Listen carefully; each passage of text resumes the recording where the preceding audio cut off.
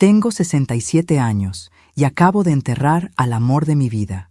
Pero lo que más duele no son los 43 años que compartimos, ni siquiera el vacío ensordecedor de esta casa sin su risa. Lo que me destroza el alma es estar de pie en nuestro dormitorio, con las manos temblorosas sostiendo una caja de zapatos llena de recuerdos, mientras mi propio hijo me mira con ojos fríos como hielo y me dice: «Mamá, ya basta. Papá está muerto. Tienes que superarlo y seguir adelante. Todo esto es basura vieja que solo te hace daño. Basura». Llamó basura a las cartas de amor que su padre me escribió. Basura a las fotografías de nuestras vacaciones. Basura a una vida entera. Me llamo Elena, y durante 43 años fui la esposa de Roberto Sandoval, un hombre bueno, trabajador, que construyó su vida desde cero. Nos conocimos cuando yo tenía 24 años, él 26. Era electricista y yo trabajaba en una pequeña librería del centro. No teníamos nada, pero teníamos todo: amor, sueños y la certeza de que juntos podríamos construir un futuro. Y lo hicimos. Luchamos, ahorramos, sacrificamos vacaciones y lujos para darle a nuestro único hijo, Marcos, todo lo que nosotros nunca tuvimos. Hace apenas 5 días, Roberto sufrió un infarto fulminante mientras reparaba el cableado de la casa. No hubo tiempo para despedidas, para últimas palabras, para decirle una vez más cuánto lo amaba. El funeral fue ayer. Apenas 24 horas después de sepultar a mi esposo, Marcos apareció en casa con cajas de cartón, bolsas de basura y una actitud que no reconozco en mi hijo. «Mamá, tenemos que hacer esto rápido», me dijo al entrar, sin siquiera abrazarme, sin preguntarme cómo había dormido, si había comido algo. «Necesito que empieces a sacar toda la ropa de papá. Los vecinos dicen que hay una organización que recoge donaciones los jueves. Podemos deshacernos de todo esto antes del fin de semana». ¿Deshacernos? Como si Roberto fuera un mueble viejo, una computadora obsoleta. Intenté explicarle que necesitaba tiempo, que no podía simplemente borrar 4 décadas de vida compartida en una tarde de domingo. Pero Marcos no escuchaba. Nunca escucha últimamente. «No seas dramática, mamá. Esto no es saludable. Aferrarte al pasado solo te va a hacer sufrir más. Papá ya no está. Estas cosas solo ocupan espacio». Pero antes de continuar, quiero hacerte una invitación muy especial. Suscríbete al canal y deja tu like. Eso me ayuda a saber que me apoyas y disfrutas mis historias. Y comenta aquí abajo desde qué ciudad estás viendo. Ahora continuemos. El Marcos que conozco, el niño que criamos con tanto amor, era diferente. Era sensible, cariñoso, soñador. Roberto y yo trabajamos doble turno durante años para pagarle la universidad privada, para que estudiara administración de empresas, para que tuviera las oportunidades que nosotros nunca tuvimos. Me acuerdo de sus abrazos cuando era pequeño, de cómo me decía «te quiero, mami», cada noche antes de dormir. ¿En qué momento ese niño se convirtió en este hombre frío que ahora me mira con impaciencia mientras yo abrazo la camisa favorita de su padre? «Marcos, por favor», le supliqué con la voz quebrada. «Dame al menos un mes. Necesito procesar esto a mi ritmo». Su respuesta fue una risa seca, casi cruel. «¿Un mes? Mamá, tienes que empezar a pensar en lo práctico. Esta casa es demasiado grande para ti sola. Los gastos, el mantenimiento. Necesitas tomar decisiones inteligentes, no emocionales». Algo en su tono me heló la sangre. No era preocupación lo que escuchaba. Era cálculo, prisa, pero decidí no confrontarlo. No en ese momento. Estaba demasiado cansada, demasiado rota. «Está bien», mentí. «Empezaré mañana».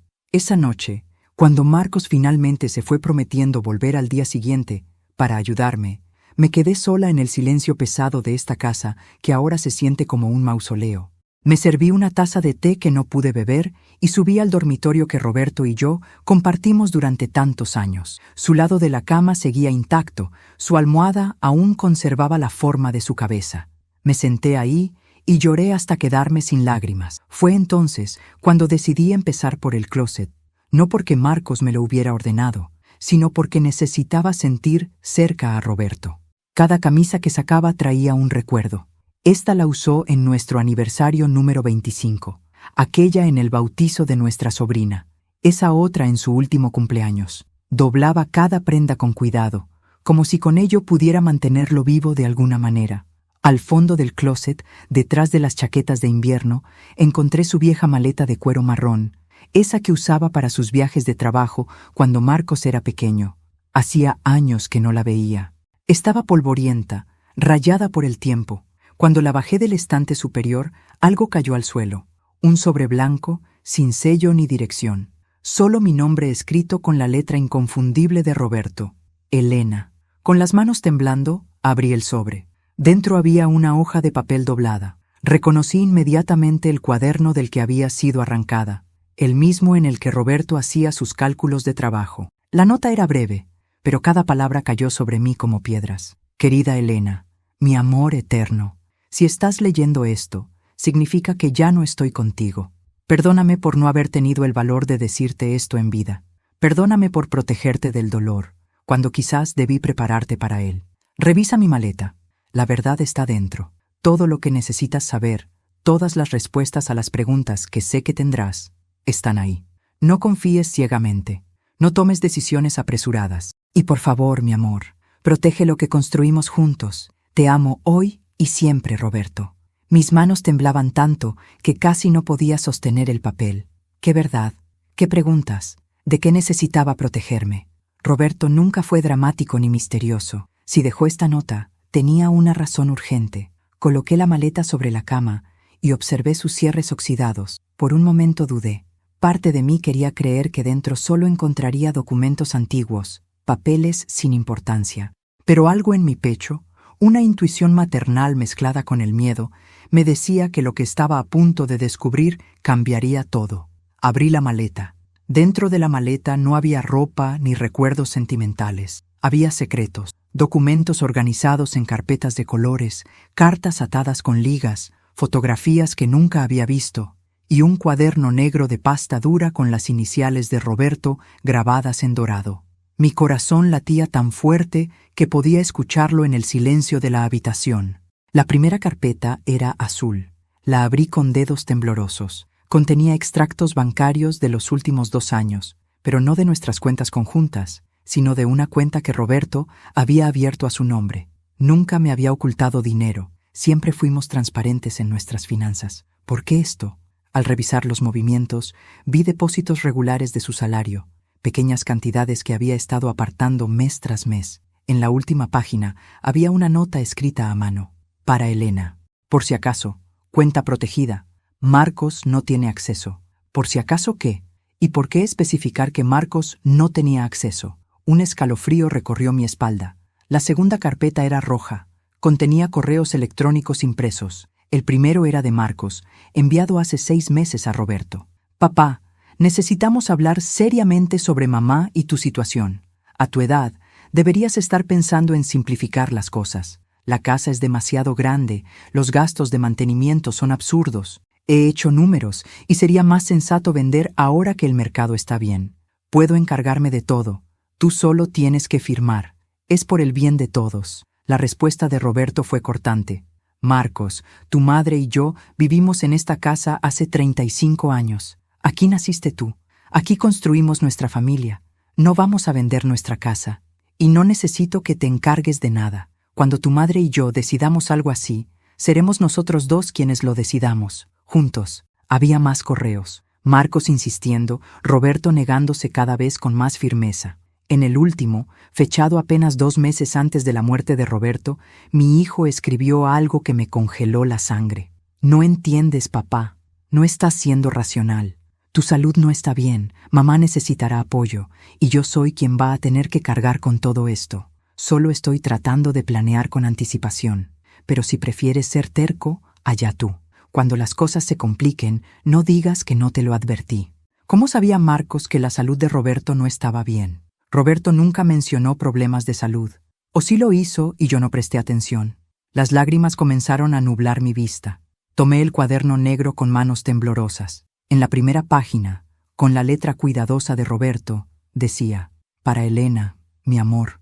Esto me duele escribirlo más de lo que te dolerá leerlo a ti, pero necesitas saber. Las siguientes páginas eran un diario. Fechas, conversaciones, observaciones. Roberto había estado documentando el comportamiento de Marcos durante casi 2 años. 3 de marzo, 2023. Hoy Marcos vino a comer. No preguntó por su madre, aunque Elena estaba en cama con gripe. Solo habló de dinero, de inversiones, de oportunidades que estamos desperdiciando. Me preguntó cuánto vale la casa. Le dije que eso no es asunto suyo. Se molestó y se fue sin despedirse.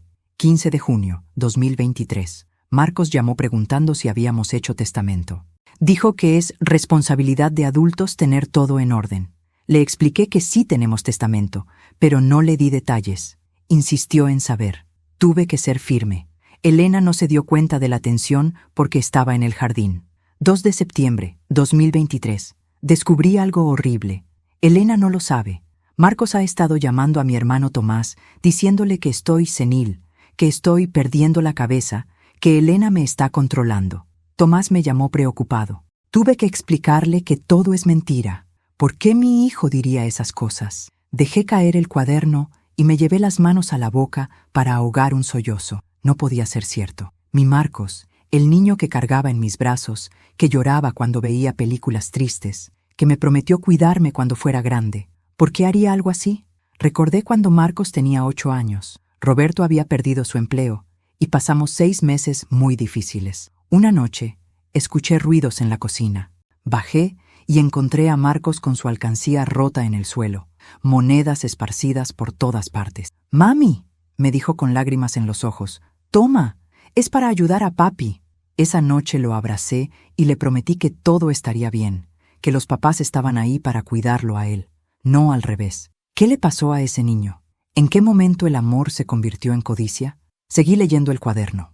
Roberto documentó cada visita extraña, cada pregunta incómoda sobre dinero, cada comentario que minimizaba nuestra vida juntos. Había anotaciones sobre conversaciones que yo nunca presencié, momentos en que Marcos llamaba a Roberto y le presionaba para actualizar el testamento o poner la casa a su nombre por temas legales. En una entrada fechada 3 semanas antes de su muerte, Roberto escribió: «Hoy fui al médico. El corazón no está bien. Me dio 6 meses, tal vez 1 año con tratamiento. No se lo voy a decir a Elena todavía. Necesito arreglar las cosas primero. Necesito protegerla de Marcos. Dios mío, nunca pensé que escribiría esas palabras sobre mi propio hijo. Pero algo está mal en él. Algo cambió. Y tengo miedo de lo que pueda hacer cuando yo ya no esté». Las lágrimas caían sobre las páginas, manchando la tinta. Roberto sabía que iba a morir. Sabía que le quedaba poco tiempo.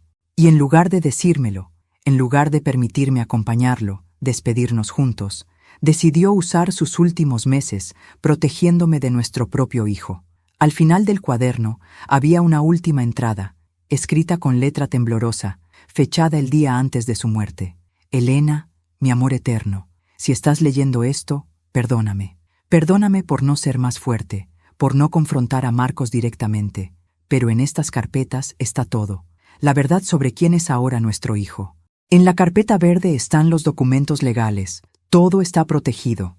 Nuestra casa, nuestros ahorros, todo está a tu nombre ahora.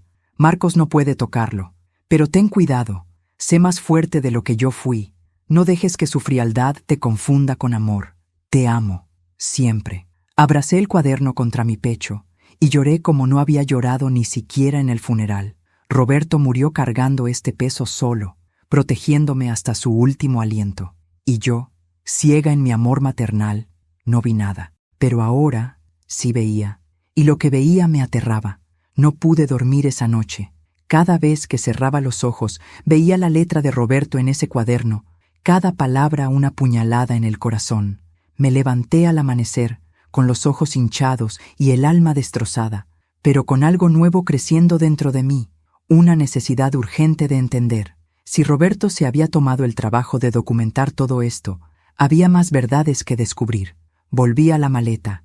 La carpeta verde que Roberto mencionó en su última entrada estaba al fondo, sellada con cinta adhesiva. Dentro encontré copias de documentos notariales fechados 4 meses atrás. Roberto había puesto la casa completamente a mi nombre. Había cambiado los beneficiarios de su seguro de vida. Había creado un fideicomiso para proteger nuestros ahorros, todo blindado legalmente para que Marcos no pudiera reclamar nada directamente. Pero lo que más me impactó fue una carta adjunta del notario, el licenciado Méndez, un viejo amigo de Roberto. Roberto vino a mi oficina en abril, muy serio. Me pidió que protegiera todo a nombre de Elena. Cuando le pregunté por qué no incluir a Marcos en el testamento de manera normal, se quedó callado un largo rato. Luego me dijo: Méndez, mi hijo ya no es el hombre que debería ser, y tengo miedo de lo que le hará a Elena cuando yo no esté para protegerla. Hice todo lo que me pidió. Roberto, si algo te pasó y Elena está leyendo esto, llámame. Estoy aquí para ayudarla. Anoté el número del licenciado Méndez, pero antes de llamarlo, necesitaba terminar de revisar todo. Había una última carpeta, amarilla, más gruesa que las demás. Al abrirla, mi mundo se derrumbó completamente. Fotografías. Decenas de fotografías impresas de conversaciones de WhatsApp, capturas de pantalla de mensajes de texto. Roberto había estado monitoreando a Marcos. No, espera. Marcos había sido tan descuidado que dejaba su teléfono desbloqueado cuando visitaba. Roberto simplemente fotografió lo que vio. Los mensajes eran entre Marcos y su esposa, Valentina, una mujer que siempre me pareció dulce, pero distante. Ahora entendía por qué. Marcos. Hoy volví a hablar con el viejo sobre vender la casa. Se puso terco otra vez. Es frustrante. Valentina. ¿Y tu mamá qué dice? Marcos. Ella no dice nada. Nunca dice nada. Sigue al viejo como perrito. Pero cuando él ya no esté, será más fácil convencerla. Ella sola no toma decisiones. Valentina. Marcos, tu papá no está enfermo. Puede vivir 20 años más. Marcos. No lo sabes. A su edad, cualquier cosa puede pasar. Solo digo que necesitamos estar preparados. Esa casa vale mucho. Y con ese dinero podríamos finalmente comprar el departamento en la zona que queremos. Fechas más recientes mostraban conversaciones aún más perturbadoras. Marcos. El viejo fue al médico otra vez. No me quiere decir qué tiene, pero algo tiene. Lo vi guardando medicamentos. Valentina. ¿Y si le preguntas directamente? Marcos. No puedo parecer interesado en su salud solo por la herencia. Necesito ser sutil, pero creo que pronto no será problema. Las palabras «pronto no será problema» me revolvieron el estómago. ¿Mi hijo había estado esperando, deseando la muerte de su padre? Calibrated narrative intensity while preserving emotional authenticity. Esto es muy fuerte. Debo mantener la intensidad, pero asegurarme de que sea creíble dentro del contexto de la historia ficticia. Elena está descubriendo la verdadera naturaleza de su hijo, y eso debe ser devastador, pero también comprensible dentro de la narrativa. Había más. Mensajes donde Marcos hablaba con un agente inmobiliario sobre una propiedad que pronto estaría disponible. Correos donde discutía con Valentina qué hacer con la vieja una vez que la casa se vendiera. La vieja. Así me llamaba. No mamá. No Elena. La vieja. Marcos, podemos buscarle un asilo decente. Algo pequeño pero limpio. Con lo que saque de la venta, podré pagarle algo modesto y aún nos quedará para nosotros. Valentina. ¿Y si ella no quiere ir a un asilo? Marcos. No tendrá opción. Sin la casa, ¿dónde va a vivir? ¿Con nosotros? No, gracias. Ya bastante hicimos criándola toda la vida. Criándola toda la vida. Como si yo fuera la hija y él el padre. Como si los años que Roberto y yo trabajamos hasta el agotamiento para darle todo no significaran nada. Recordé cuando Marcos tenía 16 años y quiso ir a un campamento de verano carísimo. Roberto tomó turnos dobles durante 2 meses para pagarlo. Yo vendí algunas joyas que mi madre me había heredado. Marcos fue a ese campamento y cuando regresó apenas nos dio las gracias. Dijo que la mayoría de los chicos tenían mejores carpas y equipos que él. Roberto me abrazó esa noche y me dijo: «Es solo un adolescente, mi amor. Ya madurará». Pero nunca maduró. O tal vez sí, pero no en la dirección que esperábamos. Seguí revisando. Había un email particularmente doloroso que Marcos envió a su prima Lucía, mi sobrina, hace un año. «Lucía, sé que crees que soy duro con mis papás, pero no entiendes. Ellos viven en el pasado. Se aferran a cosas sin valor. Esa casa enorme que no necesitan, llena de muebles viejos y recuerdos. No entienden el mundo moderno. Papá especialmente es terco como una mula. ¿Y mamá? Mamá es tan dependiente de él que no tiene personalidad propia. Yo solo intento ayudarlos a ser prácticos, pero me ven como el malo. Cuando sean más viejos, van a necesitarme y van a agradecer que alguien tome decisiones por ellos». Lucía le respondió: «Marcos, tus papás no son incapaces, son personas independientes que construyeron su vida. El hecho de que no quieran hacer lo que tú crees conveniente no significa que estén equivocados. Y francamente, me preocupa tu actitud. Tía Elena y tío Roberto te dieron todo. Un poco de respeto no estaría de más. Marcos nunca le contestó ese mensaje. Simplemente cortó contacto con Lucía. Ahora entendía por qué mi sobrina ya no nos visitaba. No era porque estuviera ocupada, como Marcos me había dicho, era porque él la había alejado. Igual que había intentado alejar a otros familiares con sus mentiras sobre Roberto, perdiendo la cabeza. El sol comenzaba a entrar por la ventana. Eran las 6 de la mañana. Había pasado toda la noche leyendo, descubriendo, desmoronándome. En unas horas, Marcos llegaría con sus cajas y su frialdad, esperando encontrarme obediente, rota, manipulable. Pero algo había cambiado en mí durante esa noche. El dolor no había disminuido, pero se había transformado. Ya no era solo el dolor de perder a Roberto, era el dolor de haber perdido a mi hijo hace mucho tiempo y no haberme dado cuenta. Y con ese dolor venía algo más fuerte, determinación. Roberto había pasado sus últimos meses protegiéndome. Ahora me tocaba a mí honrar ese sacrificio. No iba a dejar que Marcos destruyera todo lo que habíamos construido.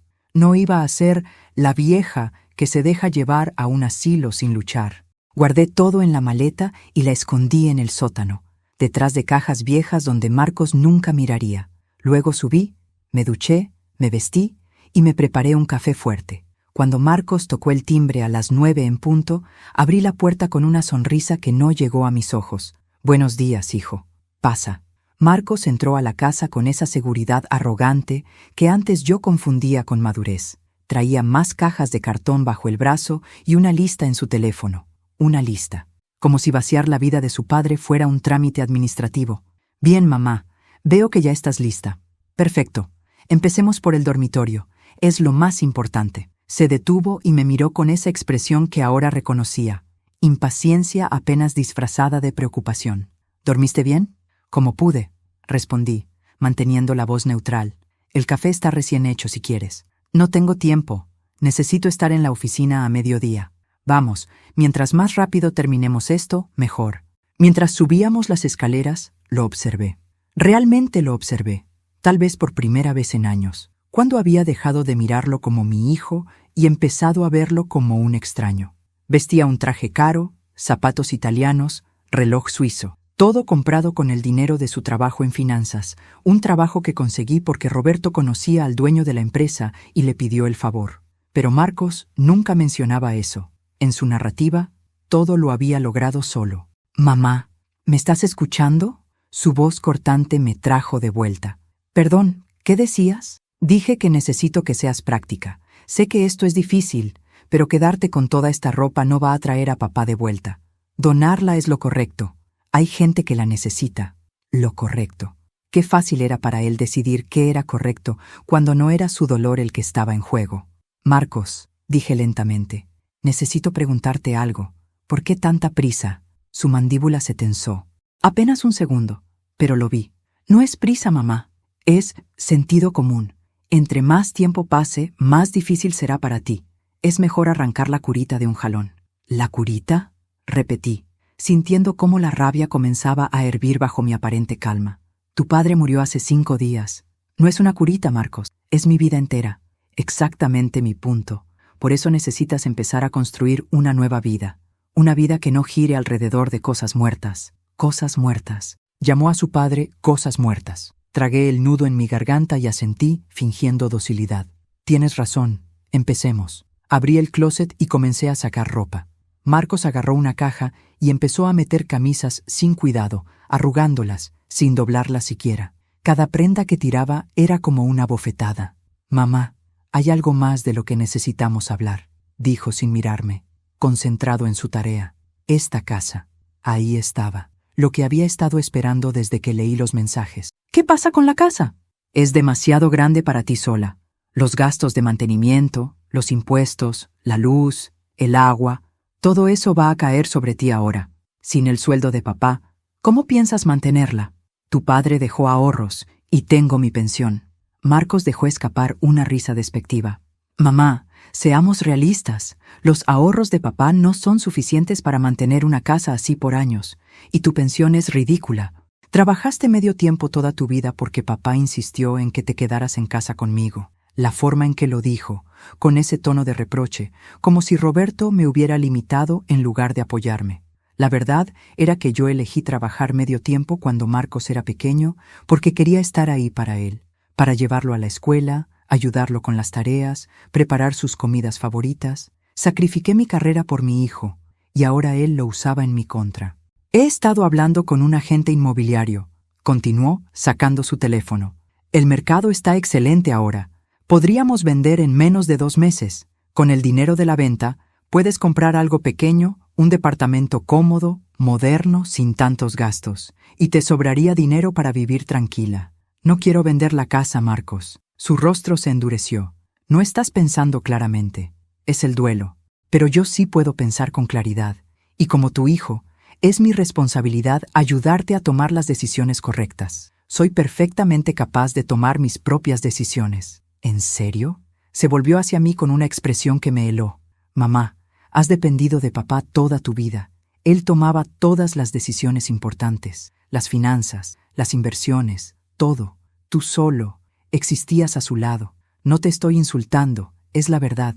Ahora necesitas a alguien que te guíe, y ese alguien soy yo.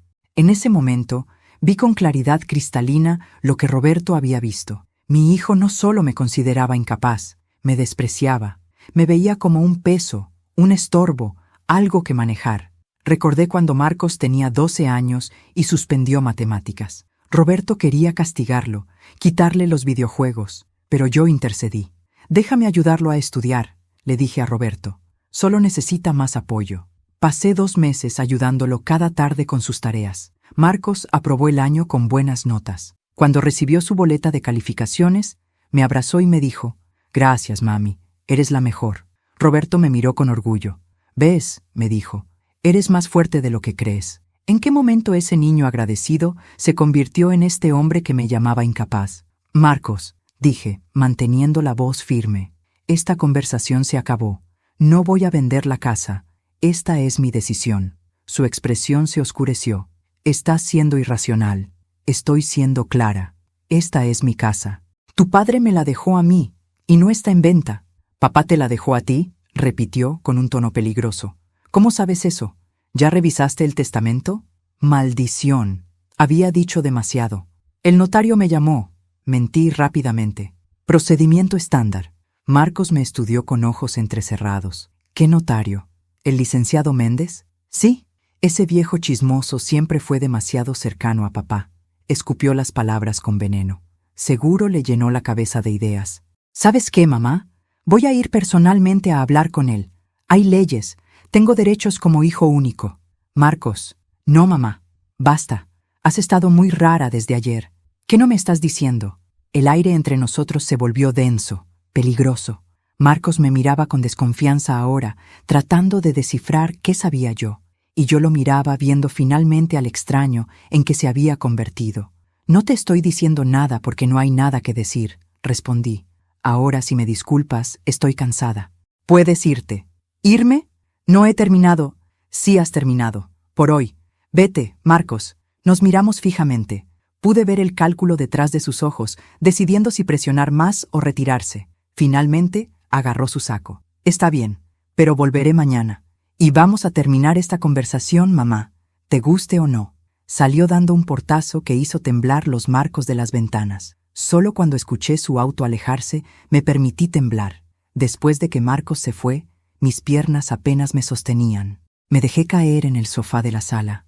Ese mismo sofá donde Roberto y yo pasamos miles de noches viendo películas, conversando sobre nuestros días, simplemente existiendo juntos. Ahora ese espacio se sentía vacío, contaminado por la tensión que Marcos había dejado flotando en el aire. Sabía que tenía que actuar rápido.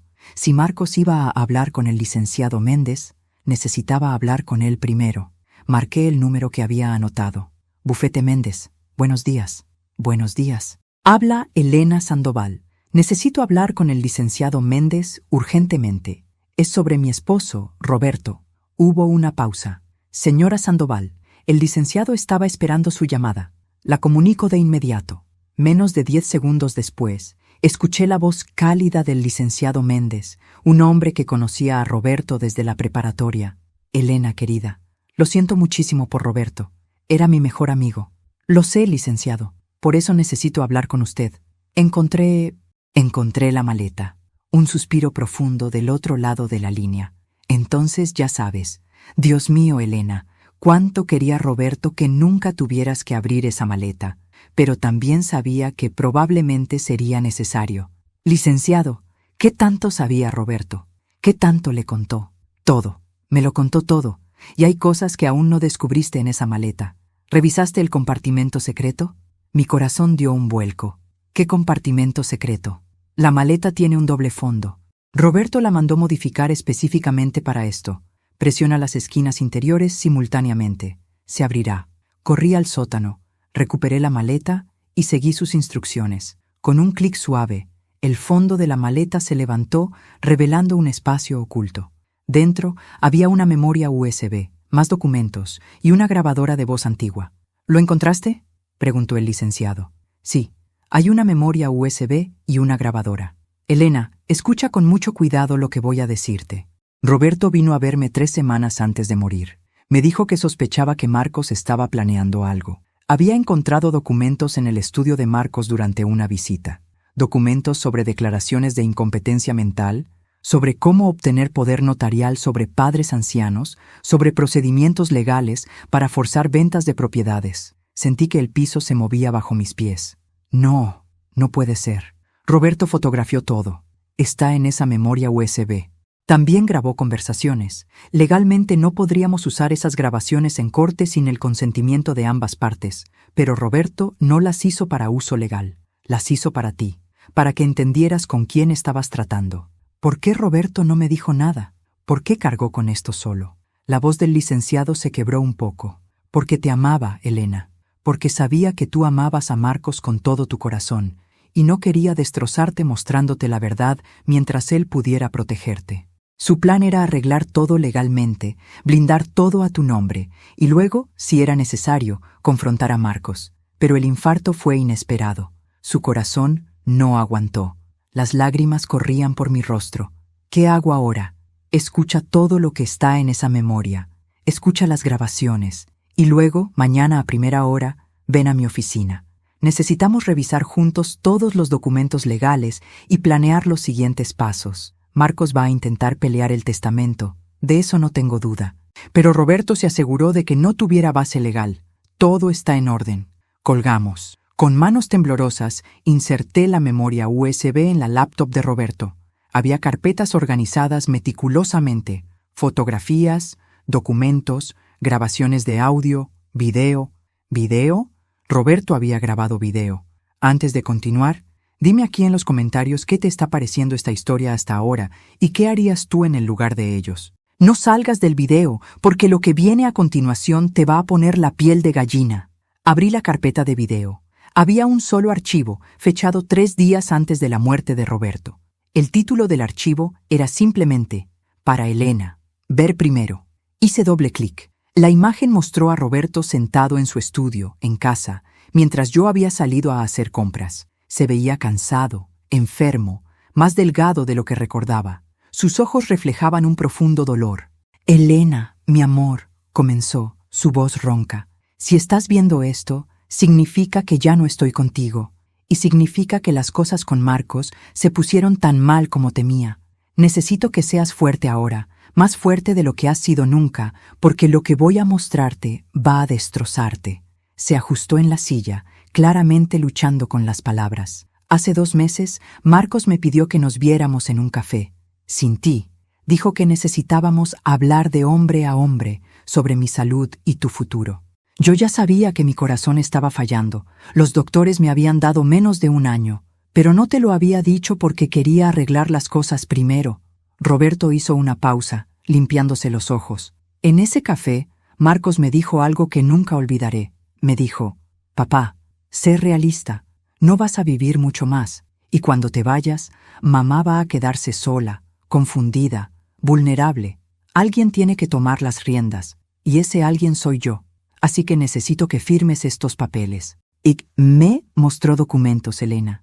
Documentos que le daban poder notarial total sobre ti, sobre nuestra casa, sobre todo. Mi mano voló a mi boca, ahogando un grito. Le dije que no. Le dije que tú eras perfectamente capaz de manejar tu propia vida. Y entonces, Elena, entonces mi propio hijo me dijo, papá, podemos hacer esto por las buenas o por las malas. Puedo conseguir que 2 doctores certifiquen que mamá no está en sus facultades mentales. Es fácil. Ella es mayor, acaba de perder a su esposo, está en duelo. Un juez me daría la tutela sin problema. Roberto se quebró en el video, su rostro contorsionándose de dolor. Me amenazó Elena. Nuestro hijo me amenazó. Le dije que si intentaba algo así, yo mismo iría a las autoridades. Entonces cambió de táctica. Se puso a llorar, a decir que solo estaba preocupado por ti, que solo quería ayudar. Pero yo vi la verdad en sus ojos, vi la codicia, vi la impaciencia, vi a un extraño. Roberto se inclinó hacia la cámara. Por eso hice todo esto, por eso blindé legalmente todo. Por eso documenté cada conversación sospechosa. Marcos va a intentar declararte incompetente. Va a intentar quitarte la casa. Va a intentar convencer a todos de que eres una anciana confundida que no puede cuidarse sola. Pero con esta evidencia, con los documentos legales, él no puede tocarte. Se limpió las lágrimas. Perdóname por no haber sido más fuerte. Perdóname por protegerte tanto que te dejé vulnerable.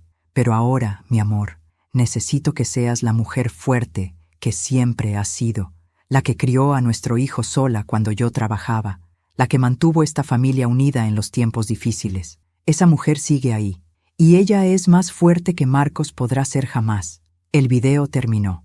Me quedé mirando la pantalla en negro, el reflejo de mi rostro destruido, mirándome de vuelta. Pasé las siguientes horas sumergida en la evidencia que Roberto había compilado. Cada archivo era más devastador que el anterior.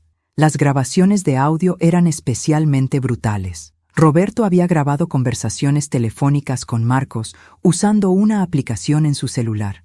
En una de ellas, fechada 2 semanas antes de su muerte, escuché a Marcos decir con voz fría y calculadora: «Papá, estás siendo egoísta. No puedes aferrarte a esa casa solo por sentimentalismo. Piensa en mamá. Cuando tú ya no estés, ¿quién va a cuidar ese jardín enorme? ¿Quién va a arreglar las goteras? ¿Quién va a pagar cuando se rompa la calefacción? Ella no puede. Y yo no voy a poder estar ahí todo el tiempo. Es cruel dejarla con esa carga». La respuesta de Roberto fue firme. «Marcos, tu madre es más capaz de lo que crees, y si necesita ayuda, puede contratar servicios. Tiene recursos». ¿Recursos? La risa de Marcos fue áspera. «Papá, seamos honestos, ustedes vivieron toda la vida al día. No hay recursos. Hay una casa que vale dinero y 2 viejos que no quieren soltar el pasado. Somos tus padres, Marcos, no 2 viejos. Son lo mismo». Tuve que pausar la grabación. El desprecio en su voz era tan palpable que sentí náuseas. ¿Cómo no lo había visto? ¿Cómo había sido tan ciega? Revisé las fotografías que Roberto había tomado secretamente, documentos que Marcos había dejado en su portafolio durante una visita. Uno era particularmente escalofriante, una lista escrita a mano por Marcos titulada «Plan de acción post-papá».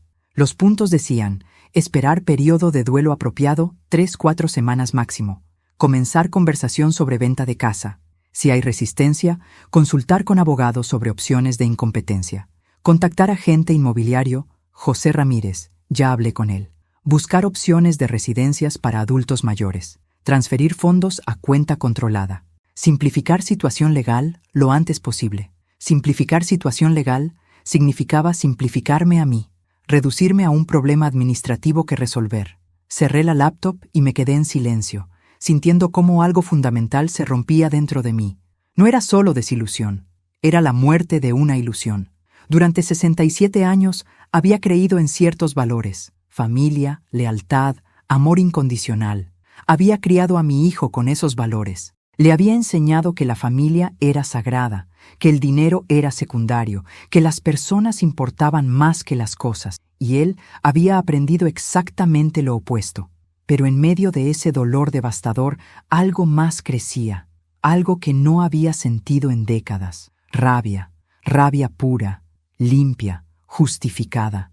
Roberto había muerto cargando este peso para protegerme.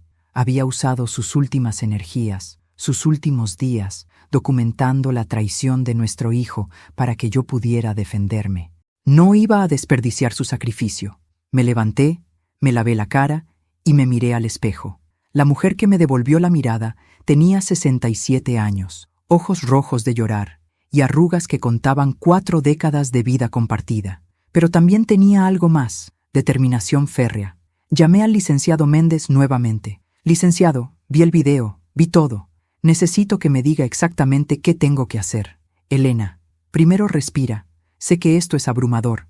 No estoy abrumada. Estoy furiosa. Y estoy lista. ¿Qué sigue? Hubo una pausa de sorpresa. Luego escuché una sonrisa en su voz. Ahí está. Roberto me dijo que cuando finalmente despertaras, serías imparable. Bien, esto es lo que vamos a hacer. Pasamos 2 horas al teléfono.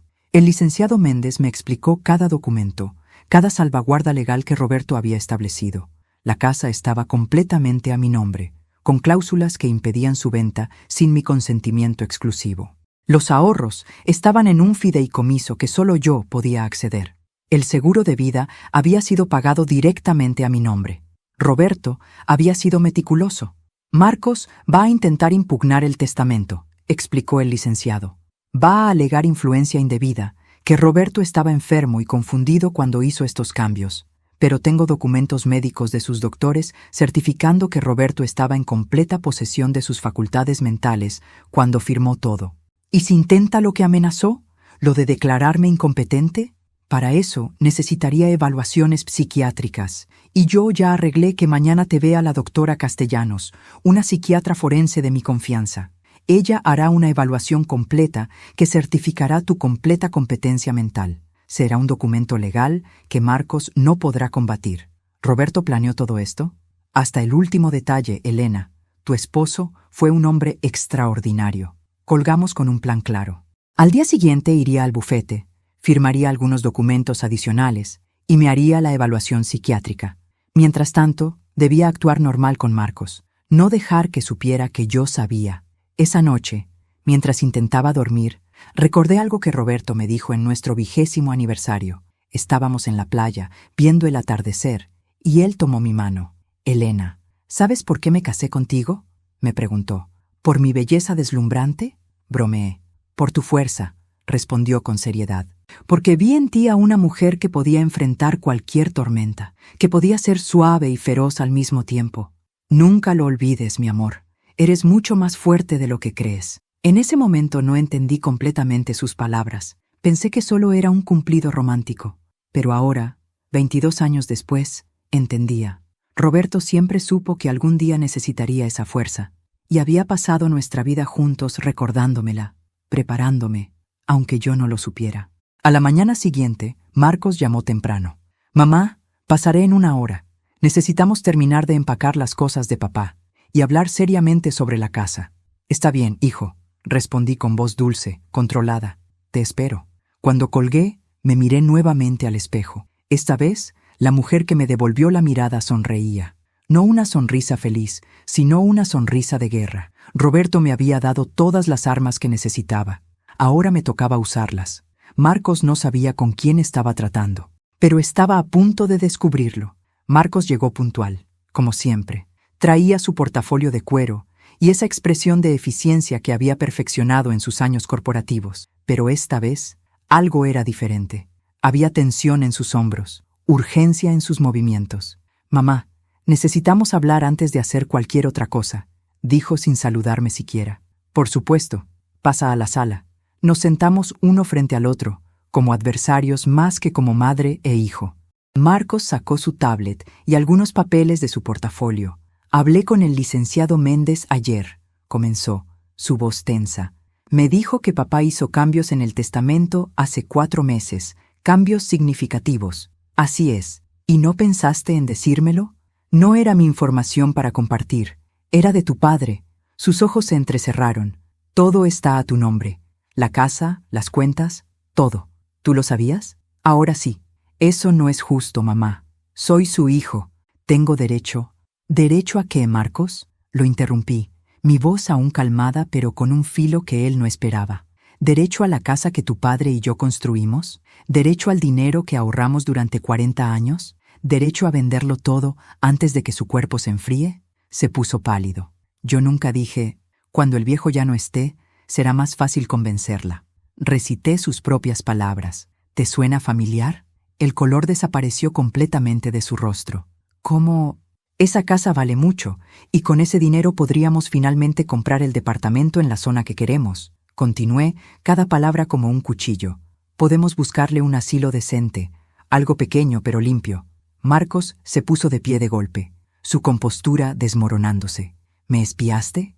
¿Leíste mis mensajes privados? No, tu padre lo hizo.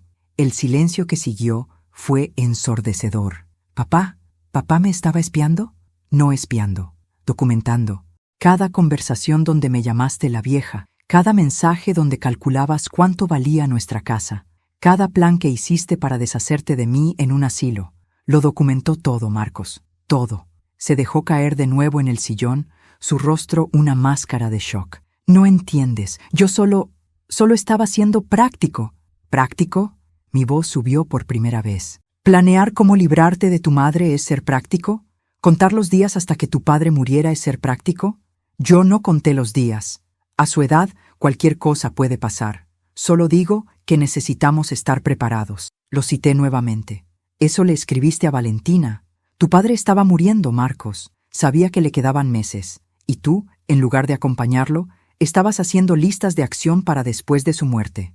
Las lágrimas comenzaron a rodar por sus mejillas, pero no eran lágrimas de arrepentimiento. Eran lágrimas de rabia, de humillación por haber sido descubierto. ¿Y qué esperabas que hiciera? Gritó. ¿Que me quedara de brazos cruzados mientras ustedes desperdiciaban oportunidades? Les di todo. Les ayudé con sus finanzas, les aconsejé, y ustedes siempre me ignoraron. ¡Siempre! Nos ayudaste, repetí con incredulidad. Marcos, fuimos nosotros quienes te criamos, quienes trabajamos doble turno para pagar tu universidad, quienes vendimos joyas y sacrificamos vacaciones para que tuvieras todo. ¿Y tú dices que nos ayudaste? Eso fue hace décadas. Ya les pagué. Los he soportado, he fingido interés en sus historias aburridas, he venido a sus cenas tediosas, he cumplido como hijo. Ahí estaba, la verdad desnuda y brutal. Para Marcos, el amor filial era una deuda que ya había pagado, una obligación cumplida. Tu padre tenía razón, dije suavemente, sintiendo cómo mi corazón se partía definitivamente. Ya no eres el hijo que criamos, eres un extraño. Marcos se limpió las lágrimas con rabia. Bien, si así es como quieres que sean las cosas, que así sea. Pero no creas que voy a quedarme sin hacer nada. Voy a impugnar ese testamento. Voy a pelear por lo que me corresponde. No te corresponde nada. Soy su hijo. Y él decidió que ser su hijo no era suficiente, que necesitabas ganarte su confianza, su respeto, su herencia.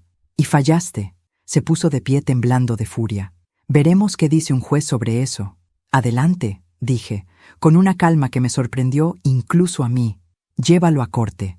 Pero debes saber que tu padre dejó más que documentos legales. Dejó evidencia. Grabaciones de tus conversaciones con él, fotografías de tus planes escritos, correos electrónicos donde amenazabas con declararme incompetente. Todo fechado, todo verificado por testigos. El licenciado Méndez tiene copias. Yo tengo copias. Y si decides llevar esto a corte, todo se volverá público. Su rostro pasó del rojo de la rabia al blanco del pánico. Estás mintiendo. ¿Quieres apostar tu reputación a eso? Lo miré directamente a los ojos. Porque tu padre también documentó algo más. Las mentiras que le dijiste al tío Tomás, a la prima Lucía, a nuestros amigos, todas las veces que dijiste que tu padre estaba senil, que yo lo estaba manipulando. Todo, Marcos. Si llevas esto a corte, toda la familia, todos nuestros conocidos, van a saber exactamente qué clase de persona eres. Vi el momento exacto en que la realidad lo golpeó. Toda su arrogancia, toda su seguridad, se desmoronó. Su padre, el hombre al que había subestimado, al que había considerado un obstáculo sentimental, le había tendido una trampa perfecta desde la tumba. Papá, me odiaba, susurró. No, respondí, sintiendo mis propias lágrimas finalmente salir. Te amaba tanto que le rompió el corazón ver en qué te convertiste. Le rompió el corazón tener que protegerme de ti. Murió amándote, Marcos, pero no confiando en ti. Y esa es la diferencia. Marcos recogió sus cosas con manos temblorosas. En la puerta, se volteó una última vez. ¿Qué quieres que haga, mamá? ¿Qué esperas de mí ahora? Lo miré, este hombre que una vez fue mi bebé, mi niño, mi orgullo, y vi con claridad cristalina que no había camino de regreso. Quiero que te vayas, dije simplemente. Quiero que vivas con las decisiones que tomaste, y quiero que cada vez que te mires al espejo, recuerdes que tuviste un padre que te amó tanto, que gastó sus últimos días protegiéndome de ti. Salió sin decir nada más. La puerta se cerró suavemente, pero el sonido resonó como un trueno. Me quedé sola en la sala, rodeada de 40 años de recuerdos, sosteniendo el peso de la traición y el dolor, pero también sosteniendo algo más: dignidad. Roberto había ganado esta batalla desde la tumba, y yo iba a honrar su victoria viviendo la vida que él quiso proteger para mí. Han pasado 6 meses desde aquella confrontación, 6 meses en los que he aprendido a vivir sola, pero no en soledad. Hay una diferencia enorme que nunca había entendido hasta ahora. La casa sigue siendo mía. Cada mañana me despierto en la cama que compartí con Roberto, camino por el jardín que él cuidaba con tanto amor, y tomo café en la cocina donde construimos miles de recuerdos. No vendí nada. No doné todo como Marcos quería. Conservé lo que era importante y dejé ir solo lo que yo decidí soltar. La evaluación psiquiátrica que la doctora Castellanos realizó confirmó lo que yo ya sabía. Estoy perfectamente capacitada para tomar mis propias decisiones. El documento legal quedó archivado como evidencia, por si Marcos decidía cumplir su amenaza de ir a corte. Pero nunca lo hizo. Después de esa última conversación, simplemente desapareció de mi vida. Hace 3 semanas, la prima Lucía me visitó. Lloró al disculparse por haber estado ausente, explicándome que Marcos le había dicho que Roberto y yo no queríamos verla más, que estábamos molestos con ella por razones que él inventó. Le mostré los mensajes, las mentiras documentadas. Ella también se rompió al descubrir la manipulación. Tía, me dijo entre lágrimas, siempre sospeché que Marcos había cambiado, pero nunca imaginé hasta qué punto. Ahora Lucía viene cada semana, me ayuda con el jardín, cocinamos juntas, compartimos historias sobre Roberto. Me di cuenta de que Marcos no solo me estaba alejando de la familia, me estaba aislando para hacer más fácil su plan. El tío Tomás también regresó a mi vida, avergonzado por haber creído las mentiras de Marcos sobre la supuesta senilidad de Roberto. Me manipuló como a un títere, me confesó, y yo me lo tragué todo porque confiaba en mi sobrino. La verdad sobre Marcos se expandió por la familia como ondas en un estanque. No porque yo la difundiera, nunca compartí los detalles más dolorosos, sino porque él mismo siguió mostrando quién era. Hace 2 meses intentó contactar a varios familiares pidiendo dinero prestado para una inversión urgente. Cuando le preguntaron por qué no pedía ayuda a su madre, respondió que yo era una anciana amargada que le guardaba rencor por nada. Valentina, su esposa, vino a verme hace un mes, sola. Me confesó que estaba considerando el divorcio. Elena, yo sabía que Marcos era ambicioso, pero no sabía hasta qué punto era capaz de llegar. Cuando me enteré de todo lo que hizo, de cómo trató a Roberto en sus últimos meses, no pude seguir mirándolo igual. Le serví té y hablamos durante horas. Valentina no era mala persona, simplemente había estado ciega, igual que yo. El amor nos hace ver lo que queremos ver, hasta que la verdad se vuelve imposible de ignorar. A veces, en las noches silenciosas, me pregunto si hice lo correcto, si debí haber intentado reconciliarme con Marcos, perdonarlo, darle otra oportunidad. Pero entonces recuerdo las palabras de Roberto en aquel video. Protégete. No dejes que su frialdad te confunda con amor.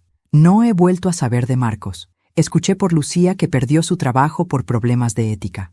Al parecer, el mismo desprecio que mostró hacia sus padres, lo mostró hacia sus colegas. Escuché que Valentina finalmente se fue. Escuché que está viviendo solo en un departamento pequeño, el tipo de departamento que quería comprarme a mí. La ironía no se me escapa.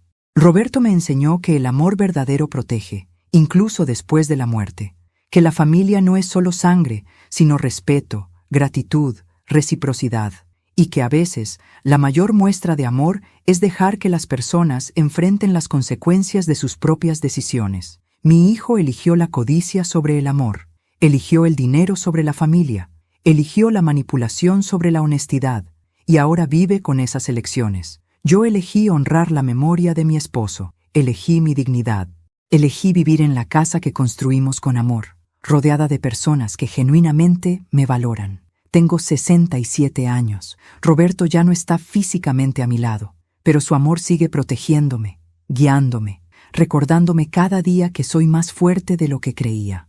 Y eso, al final, vale más que cualquier herencia. Y así termina la historia de Elena, una mujer que descubrió la dolorosa verdad sobre su hijo, pero también descubrió su propia fuerza. Esta historia nos deja reflexiones profundas. ¿Cuántas veces damos por sentado el amor de nuestros padres? ¿Cuántas veces la ambición nos ciega ante lo verdaderamente importante? ¿Cuántas Elenas hay en el mundo enfrentando traiciones silenciosas de quienes más aman? Si esta historia te llegó al corazón, te pido 3 cosas. Primero, dale like a este video. Ese simple gesto me dice que valoras estas historias y me motiva a seguir creándolas para ti. Segundo, suscríbete al canal y activa la campanita. Cada semana comparto historias que te hacen reflexionar, sentir y valorar lo que realmente importa en la vida. No te pierdas las próximas. Tercero, comenta aquí abajo. Quiero saber, ¿qué harías tú en el lugar de Elena? ¿Crees que hizo lo correcto al alejarse de Marcos? ¿Has vivido algo similar con algún familiar? ¿Desde qué ciudad nos estás viendo? Tus comentarios no solo me ayudan a conocerte mejor, sino que crean una comunidad donde todos aprendemos de las experiencias de los demás. Y si conoces a alguien que necesita escuchar esta historia, tal vez una madre que está pasando por algo similar o alguien que necesita recordar el valor de la familia, comparte este video. A veces, una historia puede cambiar una perspectiva. Recuerda, la familia verdadera no se mide por la sangre, sino por el respeto, la gratitud y el amor genuino que compartimos. Gracias por acompañarme en esta historia. Gracias por tu tiempo. Gracias por ser parte de esta comunidad.